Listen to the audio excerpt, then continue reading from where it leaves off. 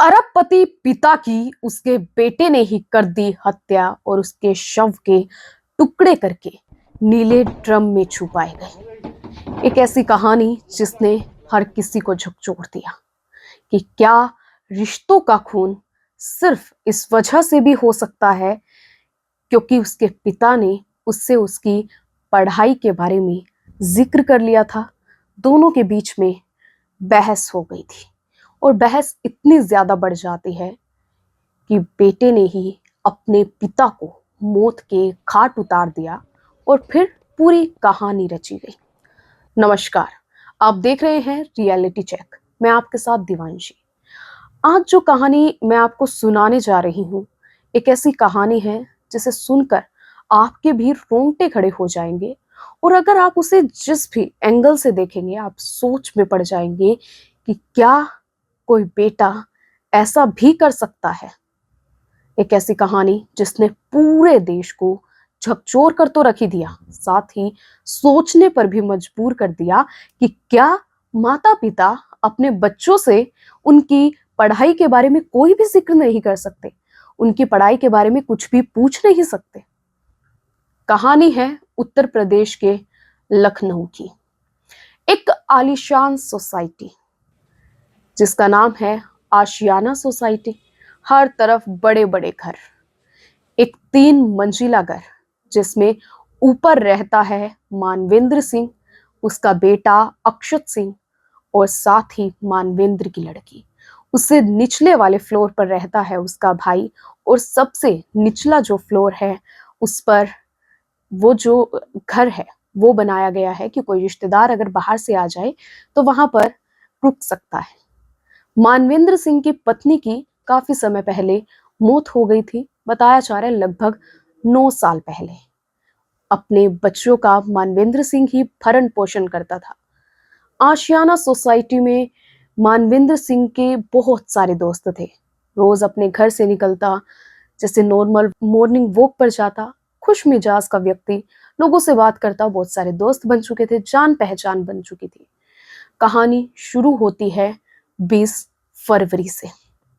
20 फरवरी का दिन हर व्यक्ति उस दिन की तरह उठा, लेकिन आशियाना सोसाइटी के लोग एक अजीब असमंजस में थे कि मानवेंद्र सिंह ना तो आज मॉर्निंग वॉक पर आए ना घूमने के लिए आए। और ऐसे में मानवेंद्र सिंह के भाई ने, छोटे भाई ने जब उनको कॉल किया तो मानवेंद्र सिंह का फोन स्विच ऑफ आया। पहले फोन पर कॉल किया वो स्विच ऑफ, दूसरे फोन पर कॉल किया वो स्विच ऑफ, तीसरे फोन पर कॉल किया वो भी स्विच ऑफ। भाई अब असमंजस में पड़ गया कि आखिर मानवेंद्र सिंह का फोन ये स्विच ऑफ क्यों है। और जब अक्षत सिंह से पूछा गया कि क्या हुआ, मानवेंद्र सिंह कहाँ गए, तुम्हारे पापा कहाँ गए, तो अक्षत सिंह ने कहानी रच दी और कहानी में बताया कि उनके पिता को कुछ जरूरी काम आ गया इसलिए वो दिल्ली के लिए निकल पड़े। अब उनके भाई ने कहानी मान ली कि अगर बेटा कह रहा है तो सच ही होगी। और आस पड़ोस के लोग भी अक्सर पूछने लगे कि रोज मॉर्निंग वॉक पर मानवेंद्र सिंह आते थे, आज क्यों नहीं आए। तो उनको भी अक्षत सिंह ने सेम वही कहानी सुनाई। फिर आती है 21 फरवरी। 21 फरवरी को भी मानवेंद्र सिंह का कोई फोन नहीं लगा, उससे कोई कांटेक्ट नहीं हो सका। अब परिवार वाले परेशान कि मानवेंद्र सिंह का फोन क्यों नहीं लग रहा, अगर उसे दिल्ली किसी काम से अचानक से जाना भी पड़ गया तो उसके फोन क्यों बंद है। एक फोन बंद हो सकता है, 2 फोन बंद हो सकते हैं, लेकिन तीनों के तीनों फोन अचानक से कैसे बंद हो गए। परिवार को कोई जानकारी नहीं दी कि मैं सकुशल यहाँ पर पहुंच चुका हूं, कोई इंफॉर्मेशन परिवार के पास नहीं पहुंची। ऐसे में उनका भाई काफी ज्यादा परेशान हो गया, आसपास के लोग भी काफी ज्यादा परेशान थे कि क्या हुआ, कहाँ चला गया। लोगों ने मिलकर फैसला किया कि हम उसकी मिसिंग की कंप्लेन करवाते हैं। मानवेंद्र सिंह की शिकायत दर्ज कराई गई, पुलिस को शिकायत दे दी गई। परिवार हर तरफ अपने स्तर पर ढूंढ रहा है कि कहीं से मानवेंद्र सिंह का कोई जानकारी मिल सके। व्हाट्सएप ग्रुप बनाए गए, उसमें इंफॉर्मेशन शेयर की गई और हर कोई यही अपील कर रहा है कि अगर मानवेंद्र सिंह के बारे में कोई भी जानकारी हो परिवार को जरूर बताई जाए। नंबर दिए गए और फिर एक दिन आता है 22 फरवरी, जब अक्षत सिंह यानी कि मानवेंद्र सिंह का लड़का अपने किसी रिश्तेदार को फोन करता है और कहता है कि मेरे पिता ने अपनी जीवन लीला समाप्त कर ली। अब रिश्तेदार भी हैरान कि अब तक जो इंसान मिसिंग था उसने ऐसा क्यों किया, अगर ऐसा किया ही तो पहले क्यों नहीं बताया गया। उसने ये जानकारी मानविंदर सिंह के भाई को बताई। अब भाई भी परेशान कि पहले ये जानकारी अक्षत सिंह ने हमें क्यों नहीं दी। फिर शिकायत दी गई, बात धीरे धीरे करके पुलिस तक पहुंची, रिश्तेदारों ने बताया और पुलिस ने अक्षत सिंह से फिर गहनता से पूछताछ की कि तुम्हें कैसे पता, क्या कोई परेशानी थी, कोई समस्या थी, कुछ चीजें ऐसी लगी, क्या कुछ था। और जब अक्षत सिंह से पूछा गया, अच्छी तरह से जब पूछताछ की गई, तो उसने पूरा जिक्र किया 19 और 20 फरवरी का। आप तस्वीरों में देख सकते हैं, हाथों में रस्सी बंधी हुई है, हाथों में हथकड़ियां भी लगी हुई हैं और पुलिस के साथ अक्षत सिंह इस वक्त नजर आ रहा है। और पुलिस फिर उसे उसके घर में लेकर जाती है, हर कमरे में लेकर जाती है। अक्षत सिंह पूरी कहानी बताते हुए जाता है कि 19 और 20 फरवरी को क्या हुआ था, किस तरह से उनका जो पिता है वो इस दुनिया से चला गया। आरोपी अक्षत सिंह, जिसने बताया कि उसकी और उसके पिता की बहस हो जाती है क्योंकि उसके पिता चाहते थे कि ये नीट का एग्जाम क्रैक करके डॉक्टर बने और अक्षत सिंह ऐसा नहीं चाहता था।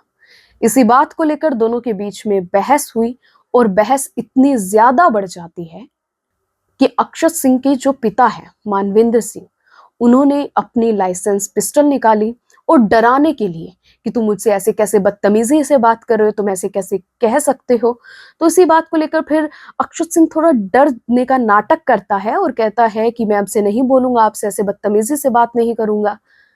और जैसे ही मानविंदर सिंह अपनी पिस्टल को साइड में रखते हैं, आरोपी अक्षत सिंह अपनी पिस्टल उठाता है और अपने पिता को उससे शूट कर देता है।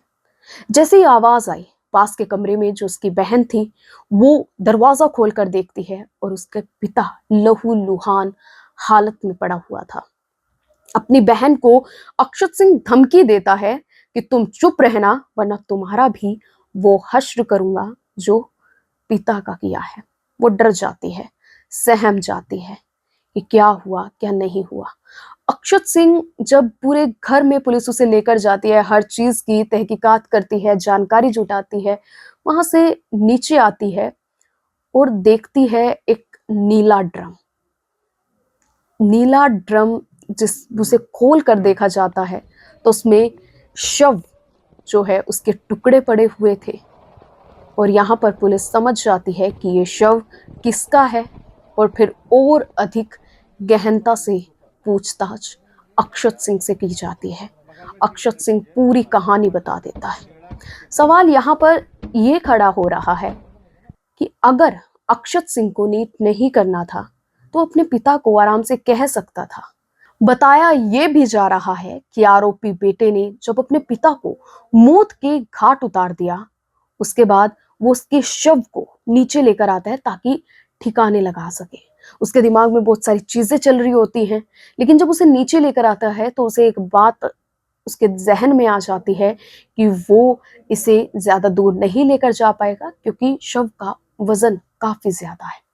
फिर वो नीचे ले जाकर चुपचाप सीढ़ियों से ले जाता है और शव के टुकड़े कर देता है। पहले दोनों टांगे अलग करता है, दोनों बाजुएं अलग कर देता है, लेकिन फिर भी जब उसे लगा कि अभी भी बात नहीं बनी तो उसने उस शरीर के और ज्यादा टुकड़े कर दिए, एक पॉलिथीन में डाला और अपनी कार की डिक्की में रखकर उसे दूर ले जाता है। साथ ही अपने साथ केरोसिन या बाकी जो चीजें हैं वो लेकर जाता है।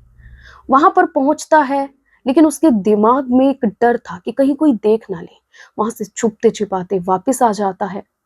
बदनसीबी कहे या इत्तेफाक कहे, उसे घर वापस आकर एक नीला ड्रम दिखाई देता है।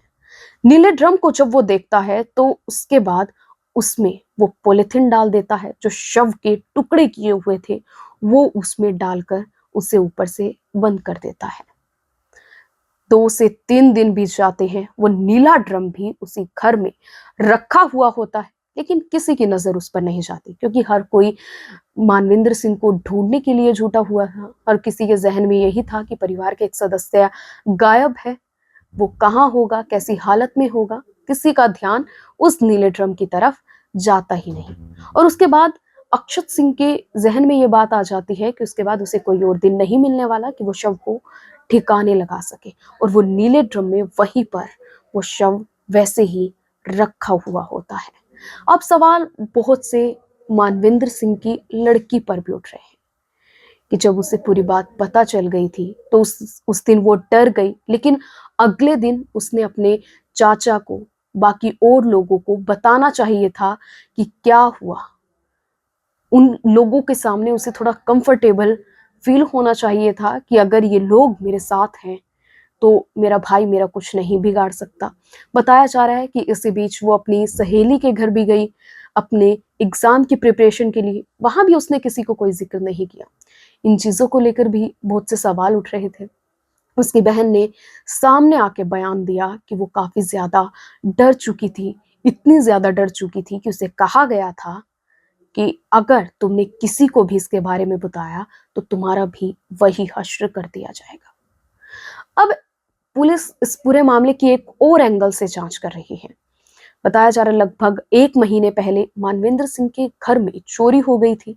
उनके घर में काम करने वाली नौकरानी मानविंद्र सिंह, उसकी बेटी और उसका बेटा अक्षत सिंह रहता था। सवाल उठ रहे थे कि आखिर चोरी की किसने। तो पहले शक था कि कहीं नौकरानी ने ना की हो, शिकायत दर्ज कराई गई। लेकिन फिर जब जांच आगे बढ़ी और चीजें देखने को मिली तो पता चला उनके घर से जो गहने चोरी हुए थे वो आरोपी अक्षत सिंह ने ही किए थे। उसके बाद पिता ने यानी कि मानविंद्र सिंह ने अपनी शिकायत वापस ले ली ताकि घर का मामला है, घर में ही सुलझ जाए, बाहर ना जाए। शिकायत वापस ले ली, फिर उसकी तरफ ध्यान ज्यादा दिया जाने लगा अक्षत सिंह की तरफ कि कहाँ जा रहा है, कैसे दोस्तों में बैठ रहा है। और कहीं ना कहीं यही बात जो है अक्षत सिंह को खटकती थी कि मुझे ऐसा क्यों कहा जा रहा है। और ये भी बताया जा रहा है कि कहीं यही वजह मानविंद्र सिंह की हत्या की ना रही हो, अंदर से एक आग धीरे धीरे ना सुलग रही हो। हम यही कहना चाहेंगे, बात हो जाती है अगर कुछ भी, उसे बैठकर सुलझा लीजिए। ऐसा कलयुगी बेटा भगवान किसी को भी ना दे जिसके अंदर जरा भी रहम इस बात का ना आए कि जिस पिता ने उन लोगों के लिए इतना कुछ किया है, उन्हें उनका भरण पोषण किया है, उन्हें पाला पोसा है, वही उनको इस तरह से मौत के घाट उतार रहे हैं। ऐसा बेटा भगवान किसी को ना दे। इस पूरे मामले को लेकर आप क्या सोचते हैं, अपनी राय कमेंट सेक्शन में जरूर बताइए और साथ ही रियलिटी चेक को भी फॉलो कर लीजिए।